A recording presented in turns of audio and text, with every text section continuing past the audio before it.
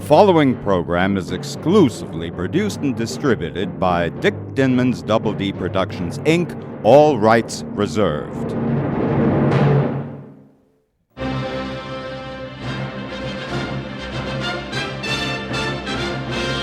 Hi, Golden Age film fanatics, and welcome to DVD Classics Corner on the Air. My name is Dick Dinman, and our goal is to become your exclusive guide to the very best of the Golden Age classics coming out on DVD. We'll have reviews, breaking news of upcoming releases, plenty of surprise guests, and a special feature devoted to the great Golden Age film composers, which we call Cinemusic. So let's turn on the marquee and lights, camera, action.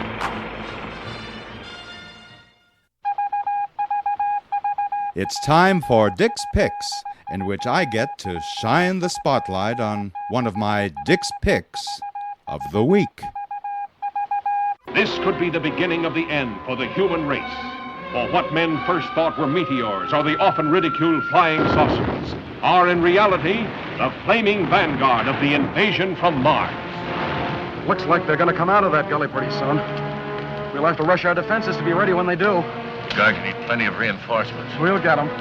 Lieutenant, look! They slash across country like scythes, wiping out everything that's trying to get away from them. That explains why communication is cut the moment their machines begin moving. Montreal's blacked out. Nothing more's come through. Same thing that happened on the Pacific coast. Anything from them yet? No, Mr. Secretary, we've had nothing from San Francisco for over 5 hours. The nations of the world mobilize their armed might, rushing to defend the Earth against the unknown weapons of the super race from the Red Planet. Is there nothing that can stop the Martian death machines? Guns, tanks, bombs. They're like toys against them. We know now that we can't beat their machines. We've got to beat them.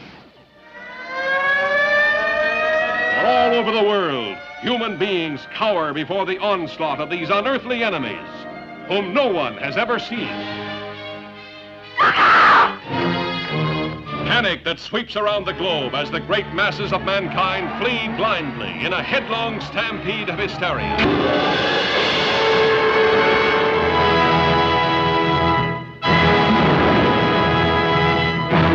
No one would have believed in the middle of the 20th century that human affairs were being watched keenly and closely by intelligences greater than man's. Yet, across the gulf of space on the planet Mars, intellects vast and cool and unsympathetic regarded our Earth with envious eyes, slowly and surely drawing their plans against us. Of all the worlds that the intelligences on Mars could see and study, only our own warm Earth was green with vegetation, bright with water, and possessed a cloudy atmosphere eloquent of fertility.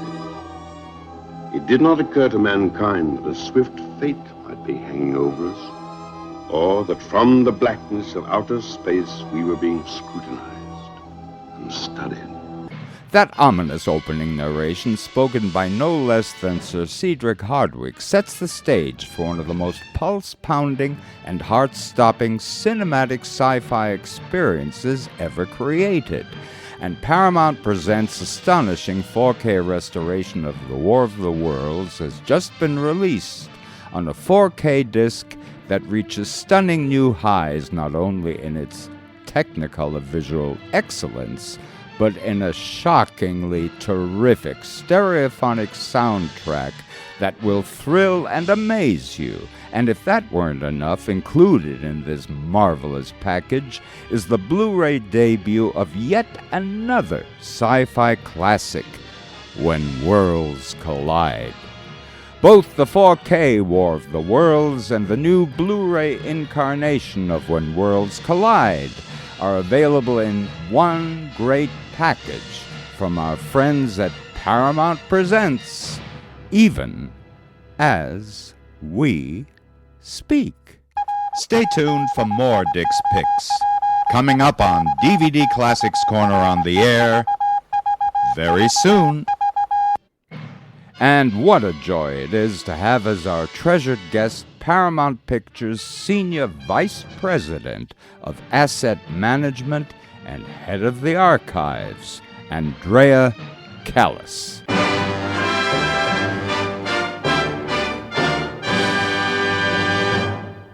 Andrea Kalas, welcome back to DVD Classics Corner on the Air. You haven't been on the show since 2011, so my first question is, why do you hate me?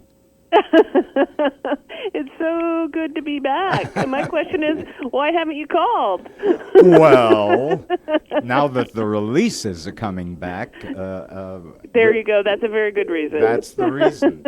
And I have to tell you, War of the Worlds, no restoration for me in recent memory has such deep personal significance, because what it did when I played it in my screening room 3 times since I received it is it transported me back to the time when I was a boy and my mother took me to Broadway and said, well, which movie would you like to see?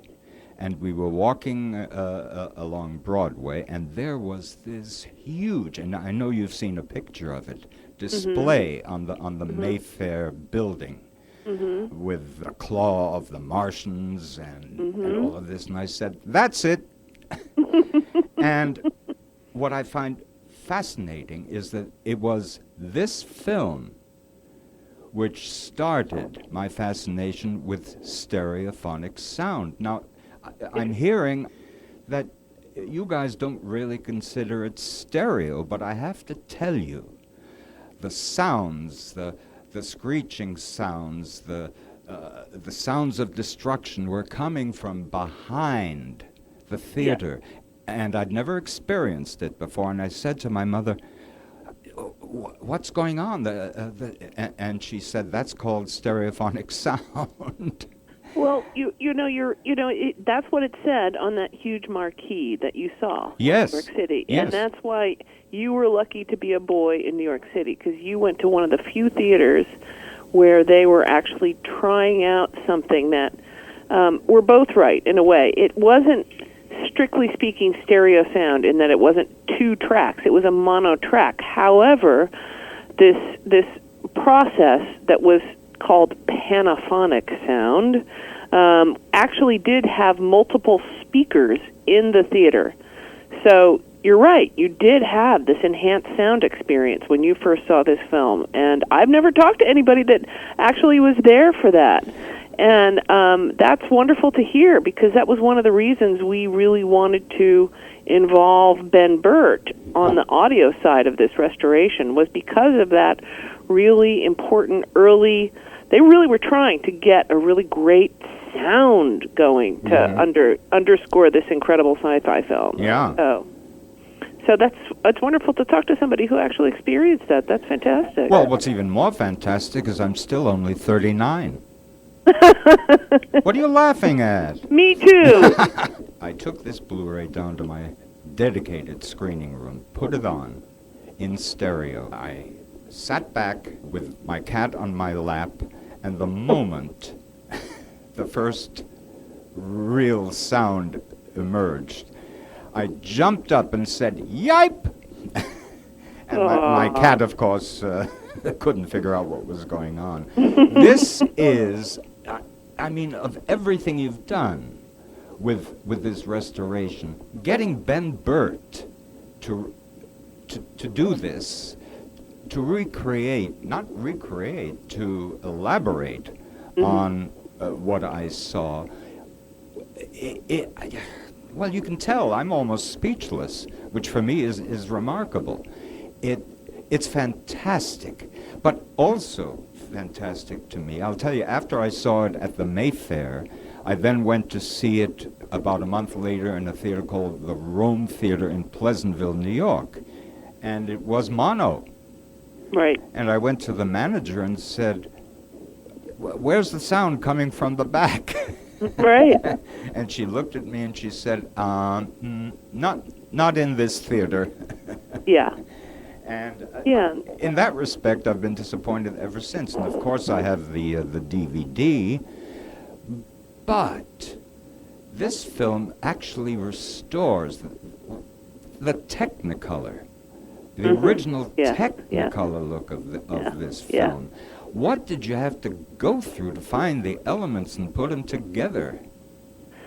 Well, yeah, that was really an amazingly wonderful experience to be able to have, to bring that incredibly beautiful look back to life, because so many people worked so hard on making sure that this special effects film was so beautiful and that those effects showed up well on Technicolor. And it was such a difficult process for them. So we had the original 3-strip negatives, which you have with Technicolor, and we scanned them, and we, basically re-registered them and did the color correction and cleanup. I mean, we did the basic stuff you do when you restore Technicolor film. I think the difference for this particular title was, one, because there were so many special effects, the way that they did special effects back in the 50s was through a photographic method that is usually called opticals, which means you're shooting something in the foreground and the background, and then you're combining it on another piece of film optically, sort of trick photography, they used to call it too. And what that does is, when you're doing that, and especially with 3 strips, is you're adding lots of layers of information. So what could end up is a lot of sort of fringing on the outside of the image, the one in the foreground, or other issues. The other thing was there were difficulties in previous masters of this title. There were registration issues between the 3 strips.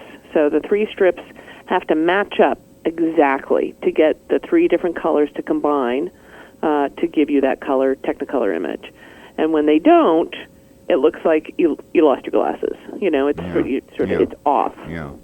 So at this moment in time, the tools that we use, the digital tools we use to restore films, which in many cases are the same tools that are now being used in computer special effects, interestingly, they're nuanced enough and they're advanced enough so that we can make sure that we're taking out that bit of fringing, for example, on some of the opticals, or we're re-registering perfectly. And then we can really do that work to bring that film back. We also looked at an original print from that time, a Technicolor print from 1953, probably like the one you saw. Yes. And we saw just exactly how it should look, that sort of saturated look. But it also gave us a chance to take a look at some of the scenes where the war machines were coming through. And, when we scanned that material, we could see all the wires, right? Because that's how they did the war machines. Right. They had huge wires hanging on the war machines, and then they would slowly move them across a huge Paramount studio stage. And so those wires did not show up when we looked at the original 35mm print, because they knew that kind of photochemical processing would kind of soften and hide out those wires. So that was another input for us to do that. And when we looked specifically at the wire issue, we actually talked a lot with Craig Barron, who also worked with us on the restoration. And he was, just as Ben Burt was our sort of sound effects helper, Craig was our visual effects helper. He just was because he's such a historian of special effects. He could really help us understand that that's what the special effects people at the time really wanted, was that look of, as magic as possible of the war machines moving across the field. So that was a long answer. No, not long enough. Let me just tell you a little bit more about our relationship with Craig Barron and Ben Burt. Yeah, please. It's kind of a nice story. So Craig and Ben are very good friends and have worked together over the years. And we have gotten to know them through our work. We worked with Ben Burt, for example, on our restoration of Wings.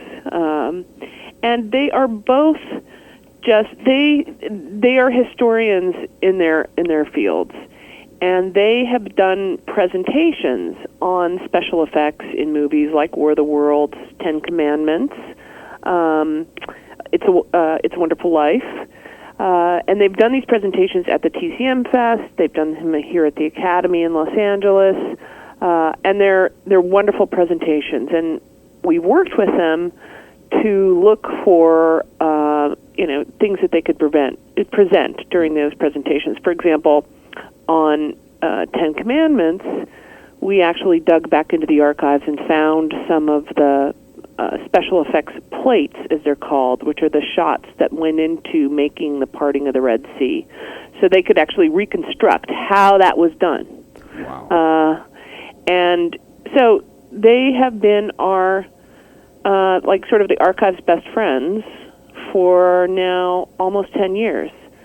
And so it's always a pleasure to work with them, and they have really brought a new perspective on restoration when it comes to effects for us, and a new respect, and a new way of making sure that we preserve the work that these great special effects people did. And this film, I think, is just sort of a landmark in the history of special effects. So it felt especially right to have them on our team, if you will. Oh, it's also a landmark in sound, frankly. I had never experienced, even forgetting the stereo sound, I had never experienced those sounds which stuck in my mind. And in 1954, as the Lux Radio Theater was going off the air, they presented an hour-long version of the Paramount, your Paramount War of the Worlds, and with the same sound effects, and they added Dana Andrews as the male lead. I tell my audience you might be able to find it online, and it would be a wonderful additional supplement to, as if you need more supplements. I mean, the supplements on this War of the Worlds Blu-ray are intoxicating. And I learned so much. And one of the things I learned was that this was originally penciled in 1924 for Cecil B. DeMille. That's right. Do you know anything about what happened? Because I think, frankly, it would have worked as a DeMille film. Do you have any idea about the history of that? Because that fascinates me. Well, I think even in 1924, they knew it would have to be a special effects film. I mean, and so the idea, what's really interesting to me, and one of the important things about this version of the film, is that special effects films weren't considered prestige. They weren't considered big blockbusters even. I mean, imagine that. Right? Well, let's not forget that during that time, in the 20s, The Lost World was released with Wallace Beery and Louis Stone, and made a tremendous profit. So there must have been a market there somewhere. I think it was DeMille, in my opinion. I think it was his view about them not being prestige, even though this film helped him use tons of special effects in Ten Commandments just 3 years later. I think he learned his lesson through this film, but I think so. That's why it kicked around Paramount for so long. Is I don't think that there was just sort of that interest in actually doing it. It was Byron Haskin who really pushed for this to get it done, and talked DeMille and other people into doing it. Well, and George Pal, I would imagine. And George Pal. Yeah. And George Pal as well. So those two together were the ones that really just said, "Hey, we have this property. This would be amazing. The special effects will be incredible," and they kept pushing and pushing, and they were right. Yeah. And it's interesting what you say about your theory on DeMille, figuring it wasn't prestigious enough, because this attitude continued into the early 50s when Howard Hawks refused to take directorial credit on The Thing, and the star of The Thing, Ken Tobey, told me that it was all Hawks. But he gave the credit to his editor instead. And I happen to think War of the Worlds is the single film that brought this genre into respectability. Would you agree with that? I think that's absolutely right. I think it did. I think that's why why it's such a landmark in the history of special effects. Yeah. And I think, it is interesting too that, at this time, the idea of trick photography or things like that, they were kept sort of secret. So if you figured out a way to do something, you didn't want to share it with anyone. It was sort of proprietary. Yeah. And so I think that contributed a little bit to, so you wouldn't know just how incredible these special effects were because nobody was talking about them or wouldn't want to talk about them. And now,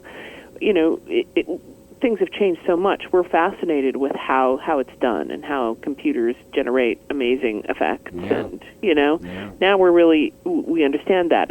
But then they were considered either we don't want to talk about them, we don't want to share them, they should just look like magic on the screen. So that was another interesting transition, I think, that this movie helped make.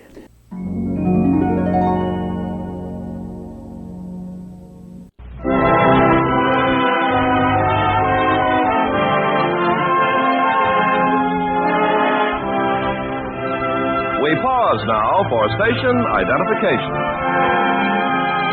DVD Classics Corner on the Air is exclusively produced and released by Dick Dinman's Double D Productions, Inc. All rights reserved.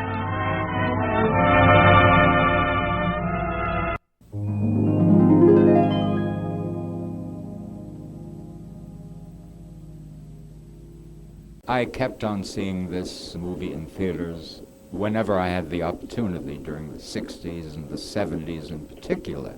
And in the late 60s, and again, please correct me anytime I'm wrong, Technicolor prints were replaced, I believe, by less expensive Eastman color stock.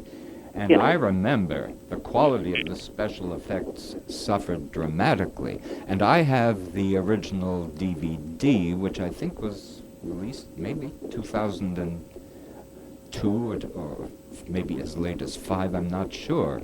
But I believe that is an Eastman color print. Right.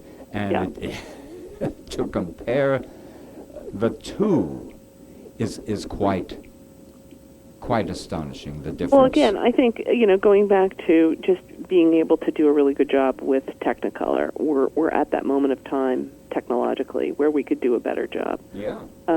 It's a difficult... it's and expensive.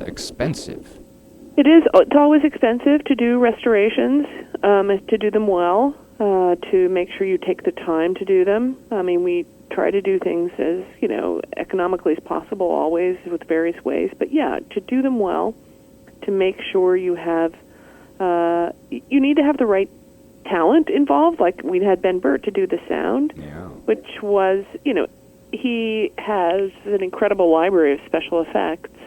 And because he knows the history of sound effects, he was always going to use authentic effects to upgrade that to that 5.1, so that the explosions are a little louder or things like that. So, and I think he did a really wonderful job. It never goes too far. I don't think it stays.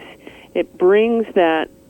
He really had that idea, just like your experience in 1953. He had that in his head. Like, I want to use technology to bring that.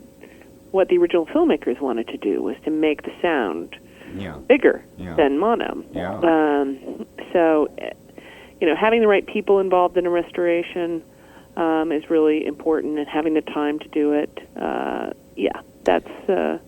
It was a great, and having the right technology as well. So those things are always important. Well, I tell my listeners, as far as I'm concerned, this release, The War of the Worlds, is, as far as I'm concerned, the single title to beat this year. I think it's the best restoration, and the fact that I've seen it originally and remember it as if it were yesterday, I do feel I can say that what you guys have done is is no less than astonishing to me. It brought me back to my childhood. Thank you for your compliments. You're very kind. Well, I'm so glad that you liked it so much. I did. Well, I want to thank you so much for taking time from your busy schedule and actually coming down to Paramount Pictures to do this. I could say live from the lot, which is not a usual thing I can say. So thanks for the opportunity to talk to you, too. It's always a pleasure. Well, it is, and I can't wait for the next time. And again, keep doing what you're doing, because thank you. That's life's blood for me. Aww. Thou anointest my head with oil, my cup runneth over.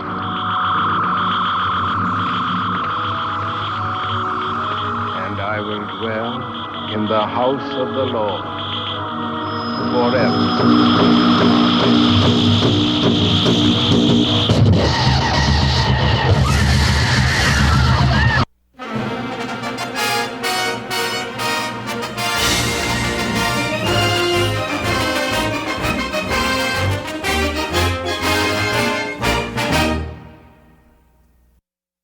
Well, that's my show for today. DVD Classics Corner on the Air is conceived, written, produced, and directed by me, Double D. And if you'd like to hear some of my older, vintage shows, please go to www.dvdclassicscorner.net, where in addition to the broadcasts, you'll find hundreds of my print reviews of classic DVD releases. So, until next week, keep well, keep happy, and keep listening.